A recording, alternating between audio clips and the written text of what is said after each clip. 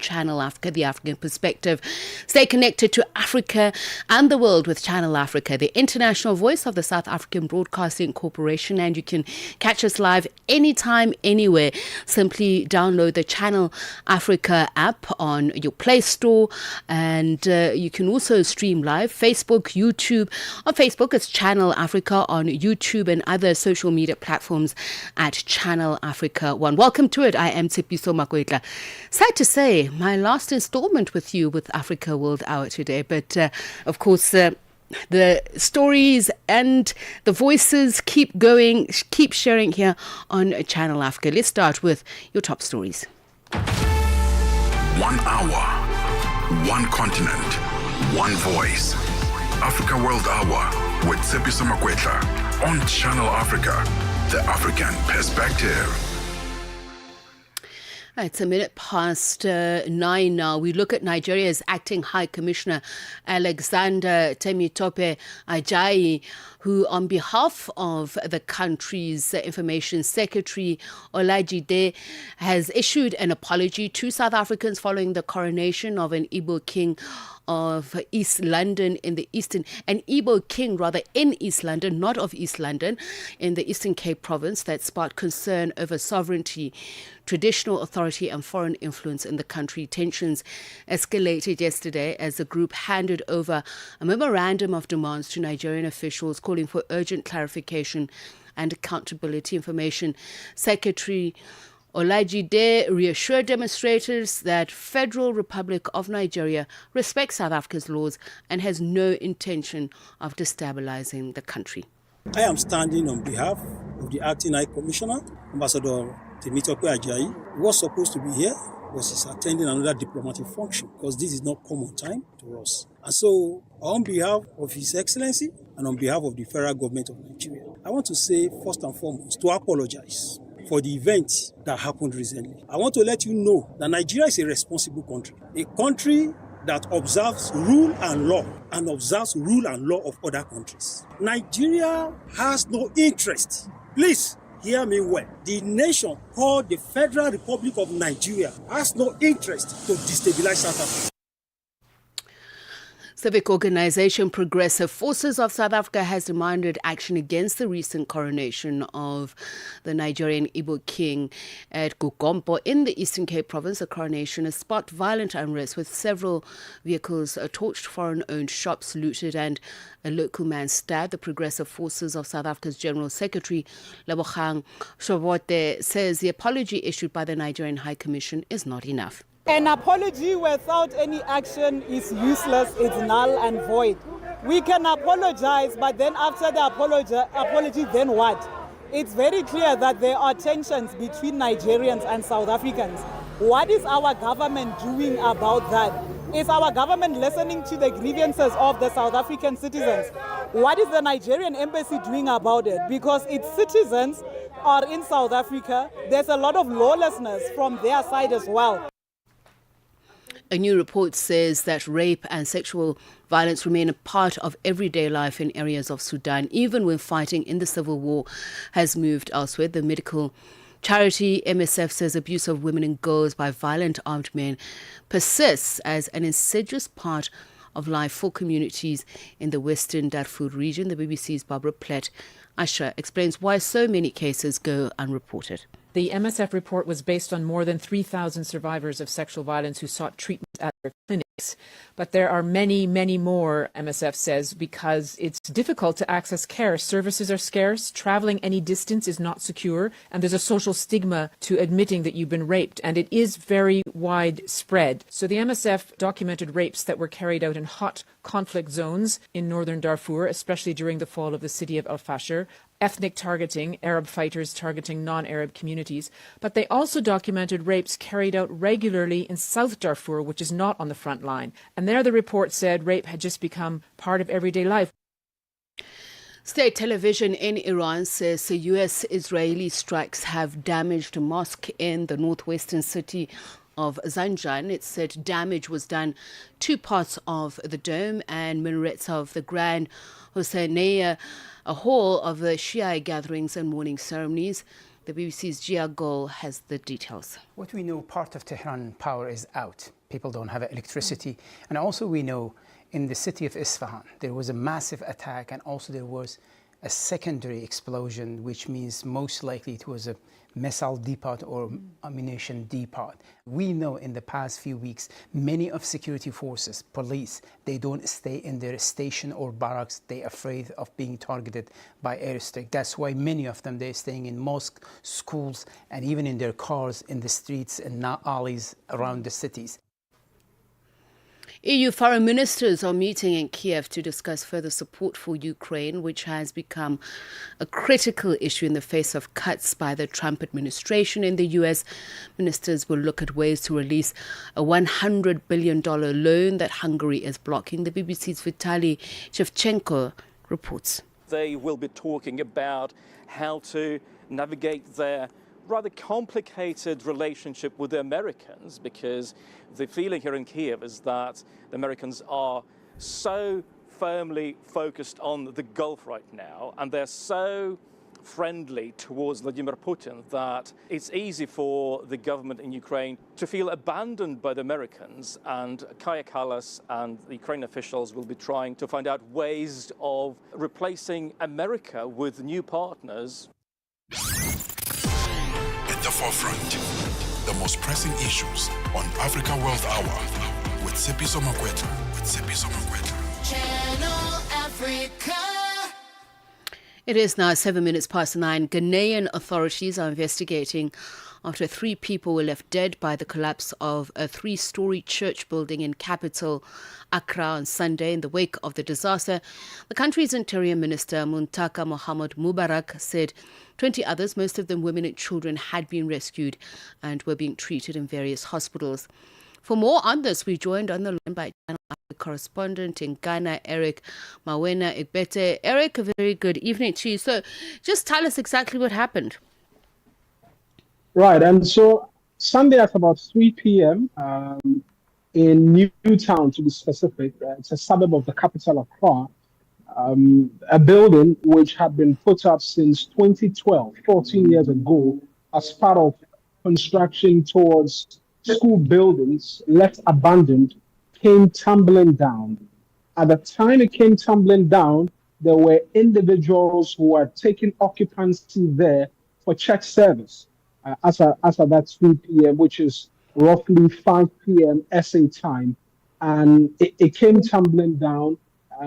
Having been to the site myself, having had conversations with residents who live in and around the place, the conversations and what they tell us was that, look, the structure was weak. It had been weak for quite some time, and they had cause to raise concerns as to the integrity of the structure. To be specific, despite that situation, students continue to use it.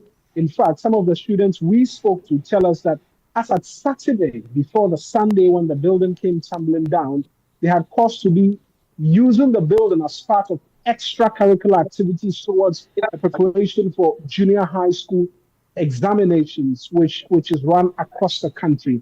In fact, what we've also learned from the municipal assembly and authorities there who've been speaking and relaying information to the Interior Minister suggests that, look, officials from the town and country planning as well as resident engineers had cause to warn persons in and around the area to stay away from that particular structure because the integrity was questionable, only for persons to return to the place again for use of church service, and then it collapsed. When it collapsed, the first respondents were community members who resorted to hammers and chisels to push away and chisel away some of the concrete blocks, and were able to rescue 6 persons before the officials of the National Fire Service as well as the 48th Engineer Regiment of the Ghana Armed Forces as well as the police and other security agencies, the National Ambulance Service,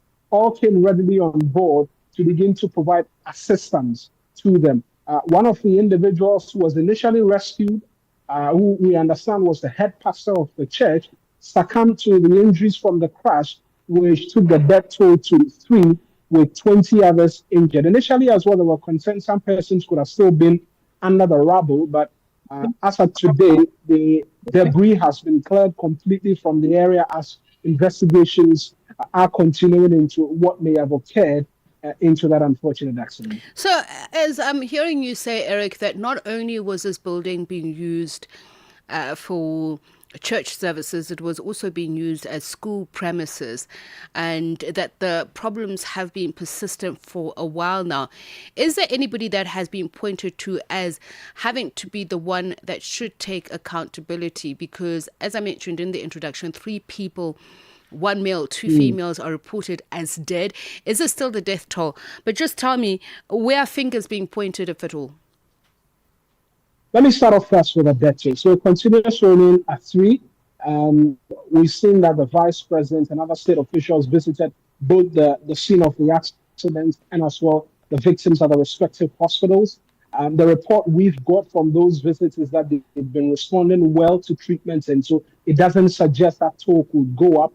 In terms of fingers being pointed, straight away, the resident engineers within the local assembly there have had to answer very serious questions, and as well as persons within the Ghana Education Service, because this is a school infrastructure to start off with, which persons resorted to use as a local church. And so it's a school to start off with, which was under construction, was not completed. Funds were not allocated to it to be completed since 2012, and it was left to the vagaries of the weather, which deteriorated the building. And so, the resident engineers within the local municipalities are being asked why they did not warn, outside of the caution they say they provided to school authorities and even the persons who attended the church. Many are asking questions or suggesting that this could be an afterthought in the aftermath of the incident as well. And as well, the Ghana Education Service, like I mentioned, because close by is another 4-story building, which is also a classroom building, which, according to the experts who came onto the ground at the 48th Engineers Regiment of the Ghana Armed Forces, they say that, look, that 4-story building, which continues to remain untouched, also has structural integrity issues, and are asking that, if possible, that be brought down by bulldozers and others to prevent a foreseeable accident of such a nature. And so, in the immediacy, these are the 2 agencies who are being asked to answer some questions. Yesterday, we understand the Ghana Education Services National Directorate was holding a meeting with respect to the integrity of the structures, and as well, the officials of the resident engineers within the local municipality as well have had some questions to answer. Eric, just how common are these church accidents, particularly in Ghana? In Africa, we know it is a problem. Often hastily constructed structures by people who, in some cases, are not even legally in the country. And just even how they come together to, be adorned with the title of an official church is sometimes in question. And I want to know how big the problem, if at all, it is in Ghana. Well, it's a twin problem you mentioned. And so, one, we've had a challenge in the country with respect to building permits and right certifications being given for the construction of buildings. Because over the last 4 years, we've had close to 10 building collapses in the country. Some churches, residential buildings, schools at some point in time, and all of these have had questions being asked. There's been investigations in the past as to finding outcomes and guiding policy decisions going forward to prevent such occurrences. Unfortunately, it doesn't seem to have provided or yielded any results. And again, this happened and investigations are being conducted into it. The Interior Minister said this should be the last of such instances where we have a collapse of such a nature, persons dying, and assurances of things changing. There's been assurance that, look, this time around they'll seek to enforce these recommendations that will come out of this investigation. But building collapses is not something that we would say is completely new to us in the country, because over the last 4 years, and if you go back beyond the last 4 years, outside of 2022, then you say we've hit 10 buildings over the last 10 years to be precise, losing close to 10 plus individuals as well in the line of it, with several others injured, all as a result of building collapses. It speaks to challenges with certification and permits within the local assemblies, where we understand bribes are offered sometimes for persons to circumvent the process of thorough inspection, amongst other things. But that's the latest assurance. A lot of people are not entirely convinced, but as with all things, the expectation from the citizens is to wait and see if indeed these latest will be adopted. Certainly from an optics point of view, it would seem as if it is being taken seriously by, the higher ups. If we saw visits from the Interior Minister and the Vice President, given the time that it is, this particular accident occurs during a Palm Sunday, service. And I'm just wondering, and if it's the same area that I seem to remember thinking it is, there's a high volume of churchgoers in that area, and there seems to be quite a number of buildings that have church services there. Do you think that there will be alacrity, some sort of speed in ensuring that the integrity of the remaining structures are looked into to prevent further death traps? Absolutely. It's one of the things that's been spoken to by a number of persons in the aftermath of this incident, not just the flowery speeches as to this not happening again and us taking lessons from it. People want to see practicality, because remember, this is not the first time we're having a building collapse. We've had an entire shopping complex collapse some 10 years ago. In the aftermath of that, like I mentioned, close to 10 buildings have collapsed separately. And there's been all of these flowery speeches which have come through. It's coincided with the present administration's promise of a reset of procedure, practices within Ghana's policy and politics. And people are asking and pointing fingers that if you say you came on the back of a reset in winning the 2024 elections, this presents you a good enough opportunity to reset in terms of the building and housing aspects of Ghana's society as well. Let's see speed, let's see alacrity, let's see action being taken in the immediacy, such that it's not just all talk. And this has been from across the breadth, the length and breadth of the political divide. Persons within this government themselves have made such statements. And for now, we've seen the debris cleared under 24 hours, which for a lot of people comes off as a bit impressive, considering we've seen others take longer. And so it suggests that perhaps there could be a bit of urgency in it. But like I say, with all things, it will be to adopt a wait-and-see approach when it comes to politics and governance in these parts of the world. Eric, thank you very much. Correspondent in Accra, Ghana, Eric Mawenek, better speaking to us about this latest incident, a church building collapse on Sunday. He says it happened about 5 p.m. SAST, 3 people dead, dozens more injured, have been treated in hospital, and high-level delegation going to visit. But it is a problem because he says these warnings have been ongoing since 2012. But most importantly, church people are a great constituency when politicians want to knock on their doors to get votes for upcoming elections. But we know this is unfortunately a tragedy we see way too often on the African continent. It is 19 minutes past 9. Africa, it's time to plug into the heartbeat of the continent. Tune in to Channel Africa, your go-to radio station that broadcasts in 5 different languages. L'Afrique du Sud célèbre la journée nationale du Kabla hujaitwa kwa jina la Double K, or more of our forests have been destroyed. Partido Africano da Independência da Guiné.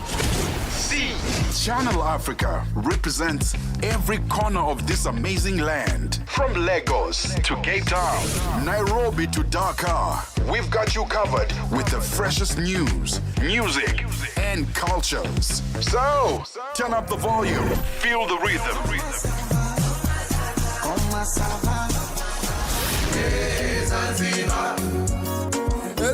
Enjoy the conversation. Channel Africa, the African perspective. the forefront. The most pressing issues on Africa World Hour with Tsepiso Makwetla. Channel Africa. 20 minutes past 9. Let's continue with Africa World Hour here on Channel Africa. Just a reminder, we'd love to hear from you, share your perspectives on some of the stories that we're covering at Channel Africa 1. That's where you'll find us on YouTube and Facebook. And Facebook, it's Channel Africa. And remember, you can also stream live via the Channel Africa app or on YouTube. We are also on the audio bouquets on DSTV, Channel 802 and OpenView channel as well. So following a seismic shift in Somalia's political and security landscape, yesterday units of the Somali National Army successfully took control of Baidoa, the strategic administrative capital of Southwest State, following weeks of escalating tensions between the federal government in Mogadishu and regional authorities. For more on this, we have political analyst Shafiq Morton on the line. He specializes in the region. A very good evening to Mr. Morton. Thank you so much for speaking to us. Good evening. It's been a pleasure being here this evening. So how are we framing this conversation? Is the Somali federal government making headway in consolidating, because we understand that immediately after the army moved in, the president of the region resigned?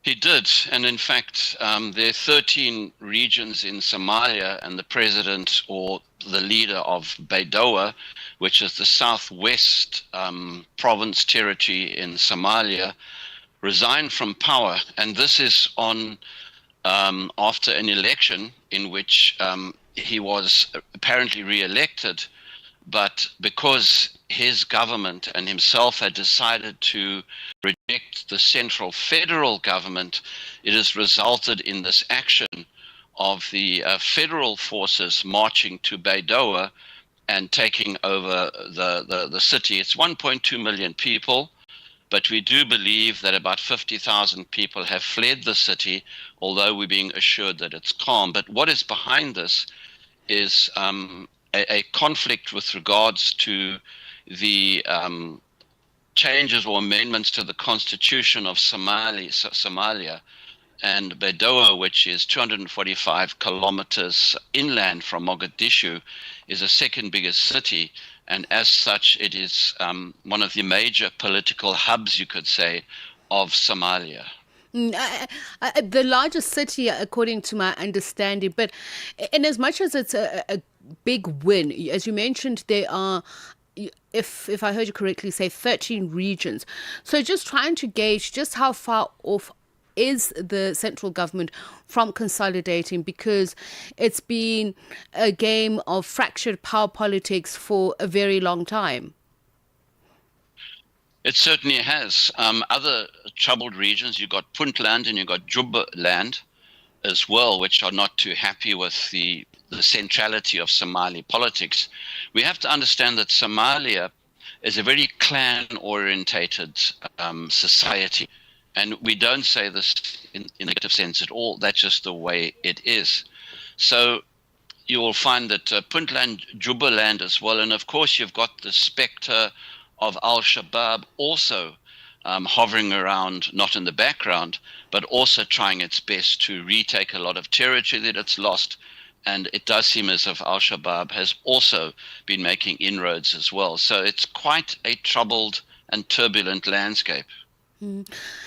The reports are saying that what we saw with the military moving into Baidoa was as a result of severed ties between the region and Mogadishu. But as you are saying, that this is, if I could use the term, and I know some people find it very problematic, highly tribalized region and country, and a lot of the peace talks have fallen down because of who has been left out of the negotiations. And sometimes you'd find that splinter groups keep showing up. So at this point, how much power leverage does the central government in Mogadishu have, especially with those dynamics that you mentioned? Because there are also allegations that there are Turkish-trained Gogo special forces who are part of the fighting in that area. Look, I mean, power in Somalia has been a problem since 1991 and the civil war. But at the moment, Somalia is going through what could be loosely called a constitutional problem, where they're trying to change the constitution of the country. The center of it is the fact that in May 2026, the country has to have an election. And one of the constitutional changes, quote unquote, is that Somalis can now vote directly for members of parliament, for MPs, but the MPs in turn must vote for the president. It's kind of reminiscent slightly of the South African scenario. So the Somali people will not have a say in who becomes the president. The members of parliament will. And there's a lot of suspicion about that it can be rigged and they can set up a president, which the people may not like. And there's another problem, is the incumbent president, Hassan Sheikh Mahmoud, has been looking at ways of extending his tenure beyond May 2026, and he's already served 2 terms. And that, of course, is causing a lot of unrest in Somalia, in people's minds. So you've got that, and of course the new political constitution, people voting directly for MPs, a lot of people are feeling that this is undermining the clan system. And to give you an example of how the clan system works, is the law in Somalia is interesting. It's a mixture of Sharia and clan traditions. So it's a very, very traditional society. And when you try and do new things, which Somalia appears to be doing, you are going to expect a lot of pushback. And then there is the external factors, recognition from certain parts of the global power hierarchy, so to speak, that seems to pit the warring parties against each other. How much is that contributing to whether Somalis agree on a constitution, a common constitution that will bind them together? I can give an anecdotal answer to this. And in 2011, when I was in Mogadishu, I actually asked the people, how do we solve the problems here? And most of them said, the minute the foreigners leave, we will be able to sort out our problems. And of course, one of the big issues that Somalia has had to deal with is interference by foreign powers. Ethiopia has invaded Somalia at one stage with the aid of the Americans. So that is direct foreign interference. And you've got other countries who have got a very beady eye on Somalia's potential natural resources, which include things such as oil and vital minerals. And then there has been this constant fight or animosity with Erdogan. Just how much presence does Turkey enjoy in Somalia and its politics? Well, at the time of the famine in 2011, and that was when al-Shabaab was basically fighting at its height, the city of Mogadishu had just been taken over by the TFG, and al-Shabaab was on its outskirts. There were only 2 or 3 humanitarian organizations in Mogadishu.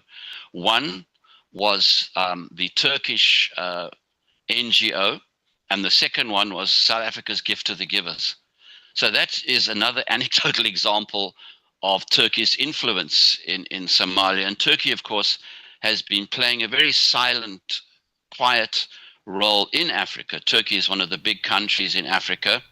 Since Erdogan come to power, they opened more than 50 embassies in Africa alone. So that kind of, I think, foregrounds and gives some information about Turkey's interest in Africa, and of course in a country like Somalia, which is on the Horn of Africa, which is a very strategic place to be at the moment. And actually, as you say that, I'm thinking about the humanitarian situation there, especially the Horn of Africa, how it's often thought of as long forgotten because they have been under such strife for such a long time. I understand, according to the United Nations, the displacement in Baidoa and the parts week alone has reached something like 45,000 1,000 people, and Baidoa itself a major center for international aid and displaced persons. So how is the regional community, and especially organizations like IGAD, are they able to make a dent in the humanitarian assistance because of how long-suffering the people there have been? I think the honest answer is to say it's extremely difficult. Somalia has been battered by conflict and by famines, which have been more man-made than climatic.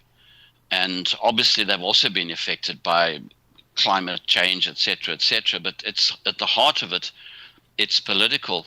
And you'll find that IGAD and the regional conglomerates of African countries are sometimes not that effective, unfortunately. And I hate to say this, because I personally feel that they should be a lot more assertive, that the AU itself needs to be a lot more assertive in terms of how it approaches local conflicts, because that's all we have. If we look at the way that the world is today, it's basically going to be a scenario where Africans are literally going to have to look after Africans. Well, thank you so much for your time and sharing your insights with us. Much appreciated on the developments in Somalia that they're speaking to us as political analyst Shafiq Morton. And as he was saying, the fact that there are personal interests, political interests by countries like Turkey or the United States, who have actually openly said that they're thinking of drilling for oil in Somalia, is what makes the situation even more difficult. Brings the time now to 28 minutes to 10. Conversations are happening, and Channel Africa is at the heart of them. We tell the African story with clarity, pride, and purpose, reaching audiences that matter to your brand. Partner with us and connect your business with listeners across borders in multiple languages and markets. For partnership opportunities, sponsorship, or sales, email us at partnership@channelafrica.co.za. Channel Africa, the African perspective. 1 hour, one continent, one voice. Africa World Hour with Tsepiso Makwetla on Channel Africa, the African perspective. 27 minutes to 10, South African business leaders say global trade conditions have become increasingly uncertain, with the ongoing war, escalating tensions in the Middle East having spillover effects on the rand and oil market. They were speaking on the sidelines of the 6th South Africa Investment Conference held at the Sandton Convention Centre in Johannesburg. Oil prices have surged more than 55% since the US and Israel attacked Iran on February 28. And Ntlanhla Mahlangu has more on that. The conference brought together government, investors and strategic partners in an effort to drive investment-led growth and unlock new economic opportunities. Business leaders attending the conference have raised the alarm about the ongoing missile exchanges between the US, Iran and Israel. They say the conflict may persist, leaving South Africa particularly exposed due to its heavy reliance on imported oil and petroleum products from the region. South African Minister of Trade, Industry and Competition, Pak Stau, says they are watching global energy markets closely as the Middle East conflict unfolds. Processed oil and energy sources are a major issue that we're engaging with. We are confident that the work that's been done by Minister Mantashe and his team has mitigated the impact to a large extent. So from a supply point of view, we think that security has been secured in the country based on the engagements and negotiations for alternative supply sources. We have also made significant strides in addressing challenges in the area of fertilizers and ensuring that we're able to source input both locally and internationally for fertilizer production in the country and maintaining that capacity and growing it to the extent that it would be needed.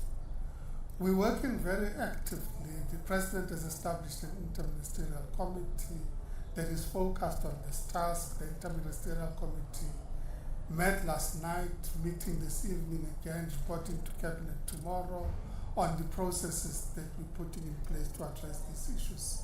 And we'll keep South Africa continuously informed of developments in that regard. South Africa imports most of the crude oil and refined fuel it consumes, meaning global oil prices and the rand-dollar exchange rate play a central role in determining local fuel costs. Fuel prices in South Africa are adjusted once a month based on a formula that reflects global oil prices and the rand exchange rate against the US dollar. When oil prices rise at the same time as the rand weakens, the impact on local fuel prices is amplified because import costs increase in dollar terms and again when converted into rand. Business Unity South Africa CEO Khulekani Mathe says what's happening in the Middle East is introducing a major shock to the global economy. It is leading to a shortage of supply, just in terms of aggregate supply of oil in the global economy. Many economies have alternatives, including domestic production, but not all of them have that option. South Africa is unfortunately one of those that do not have an option of domestic production, with the exception of Sasol and so on. So this is a shock that is going to lead to price increases for a whole range of goods.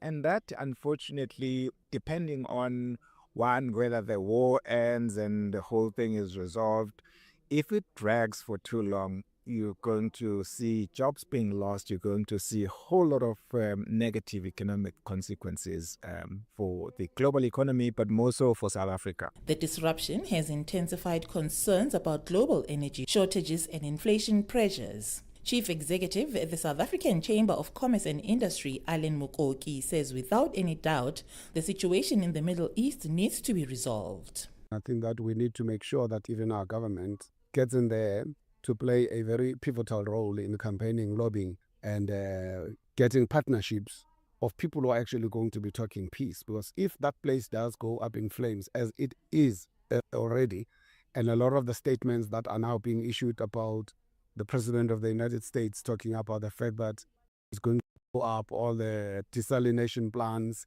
and the power plants in Iran, that's going to be a very reckless thing to do, because it will not just affect Iran or the Middle East, it will affect the whole world. Because in the final analysis, what the Iranians have actually promised to do is that if the Americans do that, they will also do exactly something similar throughout the region. Now, you will cause massive devastation in those areas. For South Africa, we trade with many of the countries in the GCC. We do business with those countries. We rely on the waterways where things must move. We rely on the fuel that is coming from that region as well, just like the rest of the world is. So the fear that inflation will go up, prices will go up, economies will be disrupted, value chains will be disrupted, is not something that you should take very lightly. It will have a massive, devastating impact on South Africa itself. The 6th South African Investment Conference was convened under the 3Ds framework, namely decarbonization, digitization, and diversification, with the ease of doing business being a cross-cutting theme. The government is targeting pledges of some 2 trillion rands over the next 5 years. Reporting for Channel Africa, I am Tlandla Mahlangu in Johannesburg. And that brings the time to 21 minutes to 10. And this evening on Africa World Hour, we examine a provocative legal question at the intersection of sovereignty, constitutional law, and global politics. An article by Josias Mahube Reineke argues that the 2025 lobbying efforts by AfriForum Solidaritate and Lex Libertas in the United States may not simply be advocacy, but really raises questions under South Africa's common law of treason. It's an argument that pushes the boundaries of how we understand coercion, foreign influence, and the limits of our own constitutional order, particularly on land, property, and sovereignty. Joining us now in the studio, freelance journalist Josias Mahube Reineke, who unpacks the law, the politics, and deeper philosophical challenge at the heart of this debate. Himself, legal studies, what shall we call you now? A practitioner? Are you practicing? Or? No, I'm just recently graduated, finished last year. Okay. So, very interesting article. So, you're essentially asking whether lobbying a foreign power could meet the threshold for treason. What brought this thought to mind? Was it because of what you were interacting with in your legal studies, looking at what is happening in the country, geopolitics? Well, the first interest for me is that I do believe that your AfriForum, Solidarité, Lex Libertas, they act outside of the scope of the law in terms of certain actions, certain lobbying narratives that they make. So when I saw that they went to the United States of America to go lobby for a change of the internal legal system, the question that I thought was, why is this not seen as treasonous? Because the warfare in the current dispensation of which we are in is no longer physical, on-the-ground, foot soldier warfare. It has transpired to economic warfare that, like you can see with the United States and Iran currently, the United States very reluctant to put soldiers on the ground because it's becoming an economic resource war. So that made me very interested in this issue of why is the state very reluctant to actually want to charge AfriForum and the defenders of private property, as I like to call them, with treason. So when you say they operate outside of the law, is that are you making a political argument, or is there common law to support this? Are there things that you can point to and say, and we're not getting into the treason argument just yet, but what is it that they do that you believe they're operating outside of the law? Well, I think... And which laws? I think firstly, before I go into that, I need to make the disclaimer that I am a student of the Zanyan philosophical tradition. And within this philosophical tradition is a belief that in order to gain actual justice within the current dispensation, there needs to be a restoration of title to territory of the indigenous people of Southern Africa, because from this tradition, there isn't a belief within the Constitution holding legitimacy on the basis of why does Section 25 have to be the longest section within the Constitution, and raises the questions of, well, what then is the result of the negotiated settlement of 1994? Why is so much private property and white economic interests protected more than the livelihoods and interests of the common black person in this country? So I think in that sense, it's more of a philosophical argument that I'm making, that AfriForum is allowed to put cases forward, target individuals such as Julius Malema with singing "Shoot the Farmer, Kill the Boer." I mean, myself, I'm an Afrikaner, I'm a Boer, and I'll sing that song gladly and freely because I feel like there's a victimization on specific black individuals by these groups. And since you took us there, do you say that as a member of an EFF because you buy into the philosophy, or are you arguing that's from a different perspective? Because, I mean, no doubt there are a lot of people who are looking at you curiously saying, how's this white Boer boy now making these arguments? No, I mean, I've been asked, like, am I paid? Like, is there like promotions? And like, none of that. So I am a member of the EFF. I served as the Student Representative Council deployed by the EFF in 2021. However, through my studies, I hold 3 degrees in 3 different fields. So please list them so that the people know that you are saying this. No, my first undergraduate degree was in Bachelor's of Political Science, majoring in International Relations. Then I did my honors degree in anthropology, studying how Amapiano can be a contemporary street culture. And then I finished my LLB degree as well. So with all of the education I've received, I'm allowed to make analysis that don't need to be seen as a rhetoric of being a party member. As much as I'm a supporter and believe with all my heart that the EFF should be running this country, my analysis of the AfriForum and the targeting of Julius Malema is of my own opinion. Okay, so we'll get to that song in just a moment. Let's now get into the principles. South African common law, treason, it hinges on hostile intent. So how are you stretching this concept, just in terms of, are you confident that the court would accept that economic pressure is equivalent to coercion in the traditional sense? Well, yeah, I think that's why the Zanyan philosophical tradition is very important to use to analyze the common law of treason. Because we must remember the common law of treason was adopted at a time where there was a lot of overt violence, where it's a time of rebellion, where you have individuals who are fighting against an oppressive regime who are going to then be charged with treason. In the current dispensation, we did not amend the common law of treason. We inherited it from the previous regime.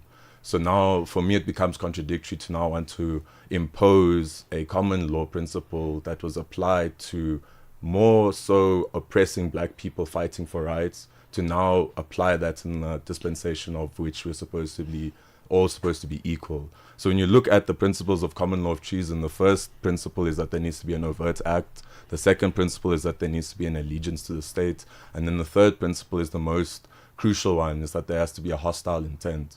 And that's where the courts have not developed what hostile means within the aspect of hostile intent. So I'm arguing to say that we can no longer look at hostile intent as an overt physical act of violence, because there have been repercussions from what has happened from this lobbying group.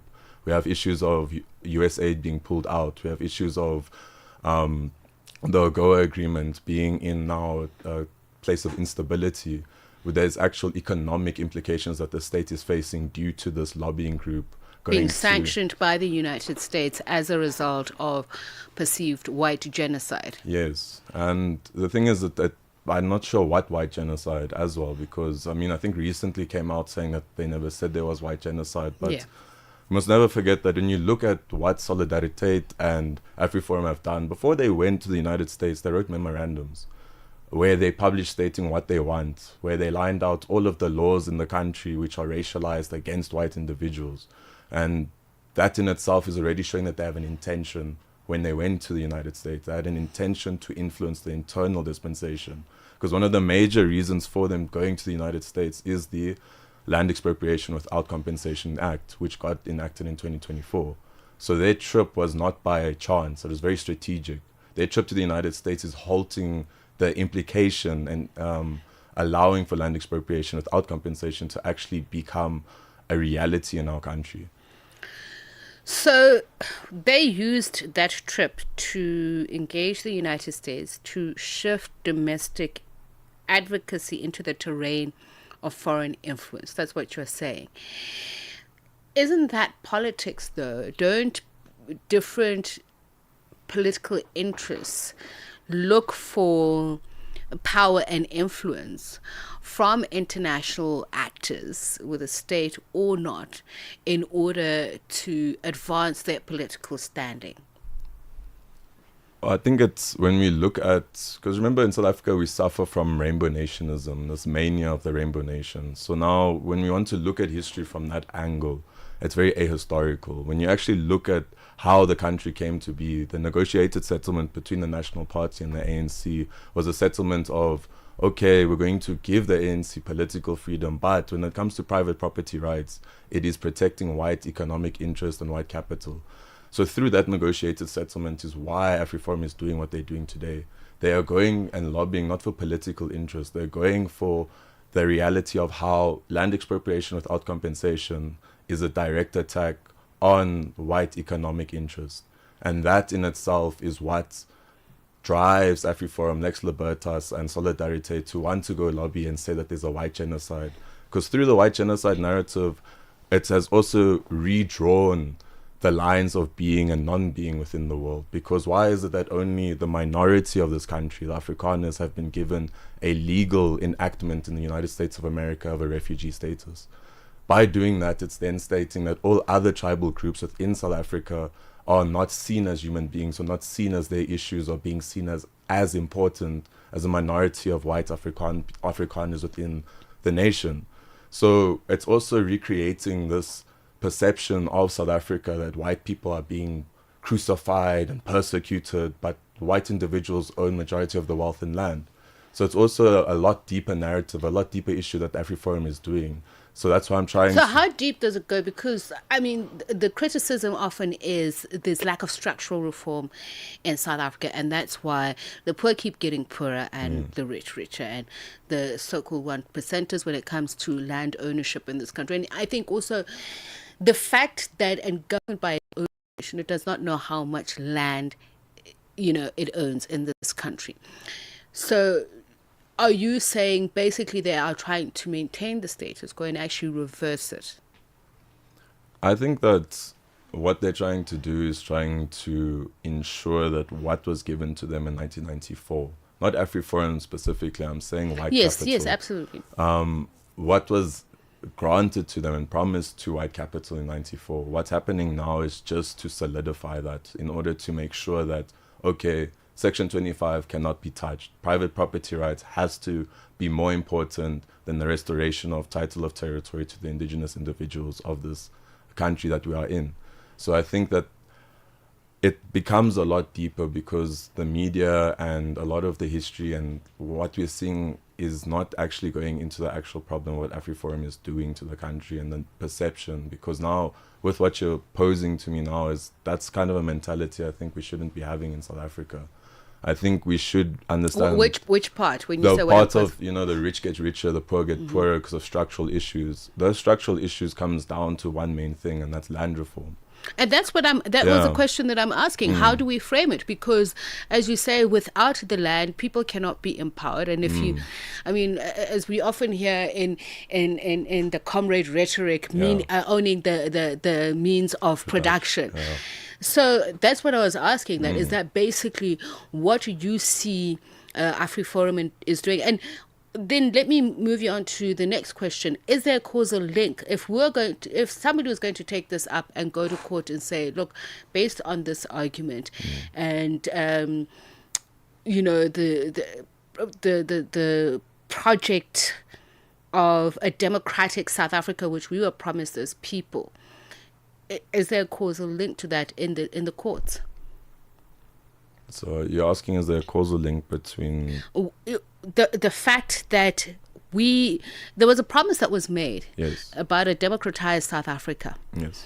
And now we're saying AfriForum is going to do this. And that's when I was asking, are you saying that they're trying to maintain the status quo? So can we go then to the courts? If somebody wanted to take up this fight and say, well, based on this, and not only are they going against that agreement that they signed of democratizing, but they're actually trying to roll back the gains that were attained through democracy, and that is South Africa should be for all. I think that's also where I think they're not trying to keep the status quo, because I think the status quo right now, if you go speak to a majority of South Africans, will argue in saying that no, there needs to be an issue of land redistribution in this country. So I don't think they're trying to keep the status quo, because the status quo is wanting change. I think currently what they're trying to do is just to solidify not just internal interests of white capital, but also foreign investment. Because remember, when it comes to land expropriation, we're also speaking about the mines having to be given access to communities. So that in itself is a big threat to foreign direct investment. So this issue is a major issue. That's actually beyond, that's why I say it's an economic attack on more about white capital interests, which you're saying. Yes. Okay, so then what next? Are there any precedents? I mean, you argue that coercion can constitute treason. Do you anticipate that cases like that can fall within the realm of modern economic warfare that you point to? So what the United States is doing now, is it something that could even go to, because it is being framed within the realm of sovereignty, domestic policy. But is there something that we can argue about it constituting treason, not only for AfriForum, but even going to a global court to say, this is coercion? And I think there is a fair case for that, because like I said earlier, is that the warfare at the moment is very much an economic based way of going forward and going about warfare in the current world order that we're in. I mean, look, countries like USA and Iran, they have nukes, right? They have the power to want to actually cause real warfare. However, they're very reluctant. It's an issue of economics.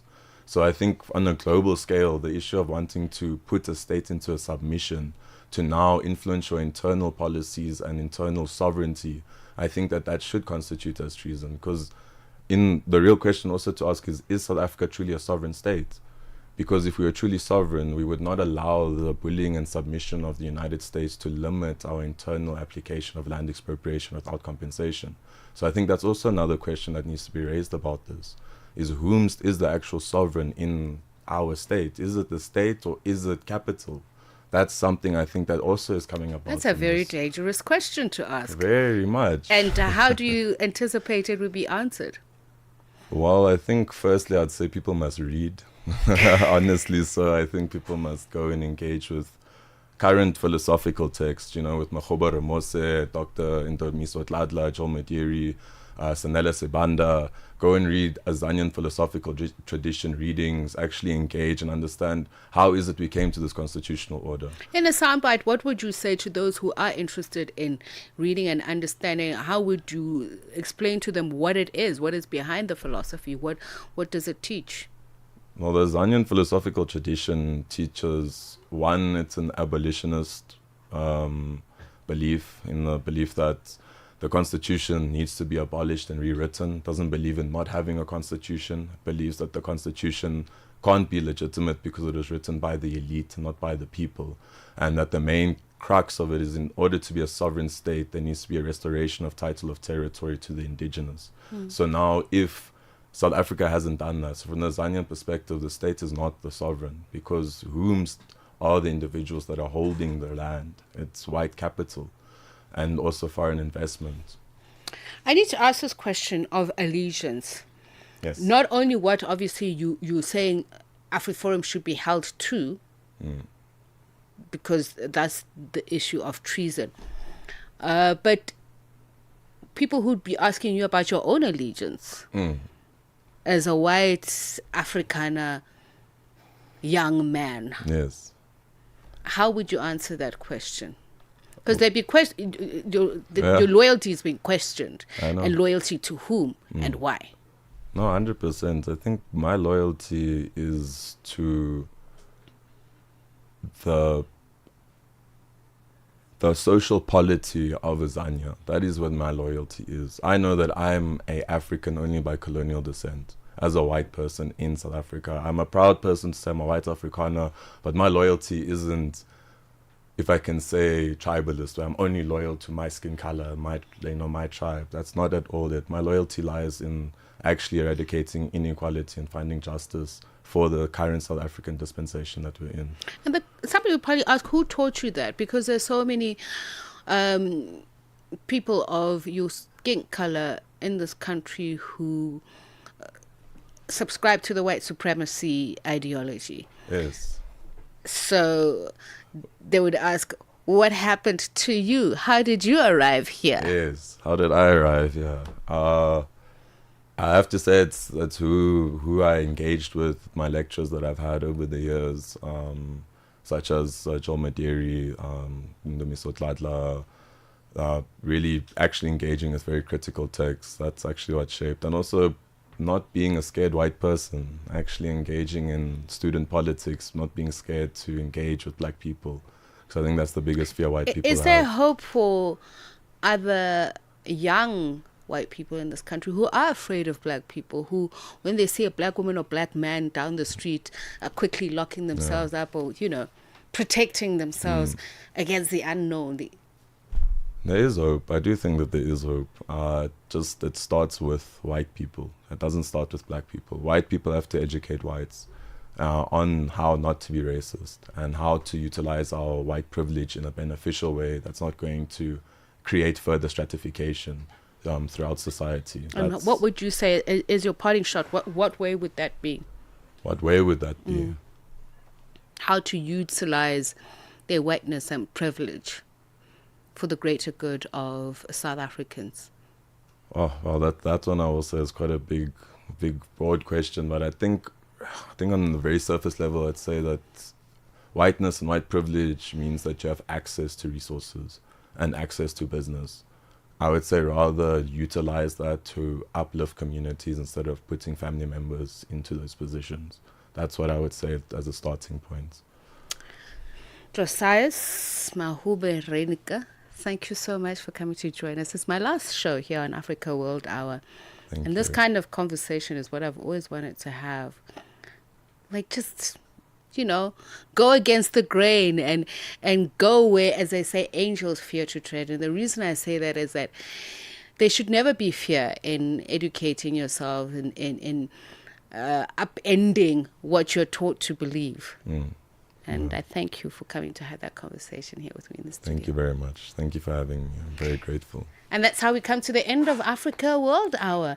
It is exactly 10 o'clock. Shayla Ntukumana up next with African Diaries. And Mposa Tole will be your new host as of tomorrow. Join me in the morning. I'll be up in the next few hours. I am dreading it. With me and Peter Ndoro for Rise and Shine. 1 hour, 1 continent, 1 voice.